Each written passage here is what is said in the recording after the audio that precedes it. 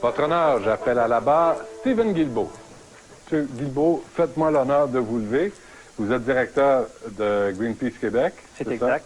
J'imagine que vous, là, les Verts, les écolos, vous en avez contre les compagnies pétrolières. C'est sûr que la production de pétrole est l'une des activités qui pollue le plus, de façon générale, au monde. Oui. Et dans la façon de produire ce pétrole-là, est-ce que les compagnies pétrolières se surpassent? Certaines, effectivement. Je dirais qu'il y a eu une évolution au cours des années 90. Je les mettrais plus toutes dans le même panier.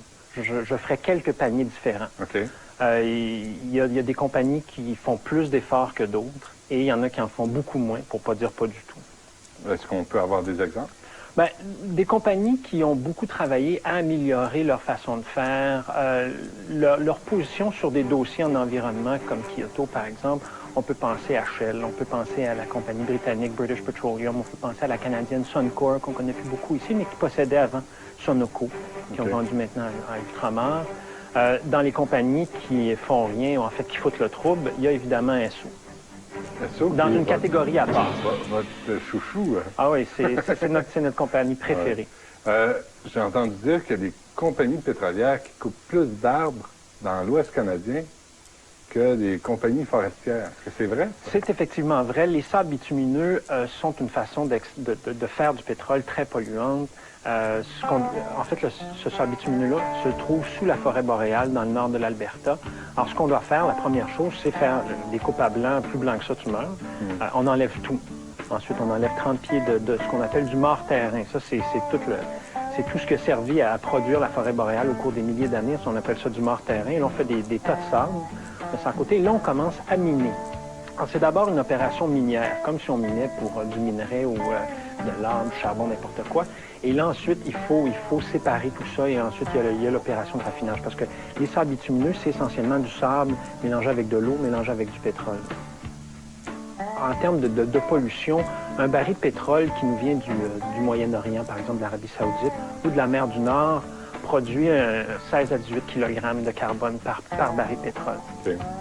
Pour les sables bitumineux, c'est 3 à 4 fois plus pour le même baril de pétrole. Wow. 3 à 4 fois plus de pollution. Et là, je parle juste des changements climatiques. Je parle pas de la pollution qui cause le smog, par exemple, ou des émissions de benzène, qui sont des émissions cancérigènes. Et il y en a toute une liste, là. Alors, vous, quand on parle de baisser le prix du pétrole à la pompe, ça vous fait pas triper fort, là? Non, en fait, je veux dire une hérésie, mais moi, je trouve que le pétrole ne coûte pas cher. Entre autres, parce qu'on ne reflète pas dans le coût du pétrole vraiment ce que ça coûte produire le pétrole, toute la pollution.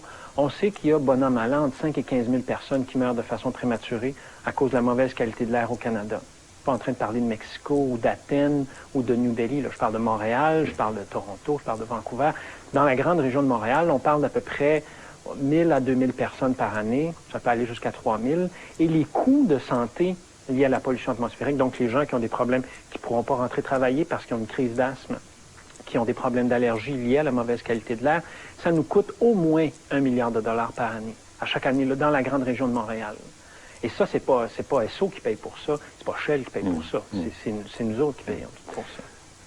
Ce que vous trouvez, donc, vous trouvez que l'essence n'est pas assez élevée, le prix de l'essence n'est pas assez élevé, mais est-ce que vous trouvez que les profits des compagnies pétrolières sont assez élevés?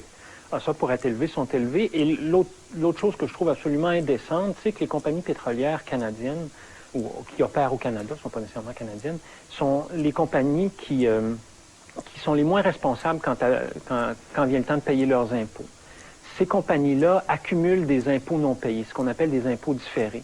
Alors, si on met ensemble, par exemple, Petro-Canada, Shell et Esso, ces trois compagnies-là ensemble ont au moins pour 3 milliards de dollars c'est des impôts non payés, hein, finalement. Quand vient le temps, à la fin de l'année, de payer les impôts, ils disent au gouvernement, désolé, on ne peut pas payer cette année. Ça a été une mauvaise année. On a fait 12 milliards de chiffre d'affaires, mais ça va vraiment mal dans l'industrie du pétrole.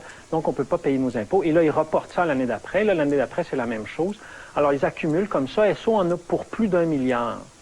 Ça me semble c'est très difficile pour un simple payeur de taxes que je suis de concevoir ça, et ça l'est pour l'ensemble des payeurs de taxes. On ne peut pas faire ça, c'est absolument inconcevable. Est-ce que vous trouvez que les compagnies pétrolières influencent ou intimident les politiciens?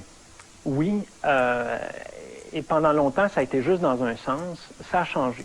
Quand je disais au début que je ne les mettrais plus dans le même panier, il y a maintenant des compagnies pétrolières qui vont faire du lobby à Québec, à Ottawa, pour dire au gouvernement, vous devriez investir dans l'éolien.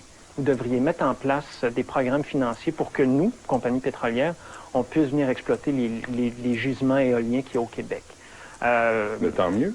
Tant mieux, absolument. Mais par contre, il y a d'autres compagnies, comme Esso, par exemple, qui vont investir des millions de dollars pour essayer d'empêcher que le protocole de Kyoto soit ratifié. Et ça, c'est pas égal. Je veux dire, les compagnies qui vont faire des pressions pour que le genre de gestes que nous, on voudrait qu'ils se produisent plus souvent, comme des investissements dans l'éolien, dans le solaire, dans l'efficacité énergétique, est à peu près à ce niveau-là, tandis que l'effort qu'Esso va mettre en termes d'argent, en termes de personnel, est ici. Là. Il n'y a pas de commune mesure. Merci, Sylvain. Merci beaucoup.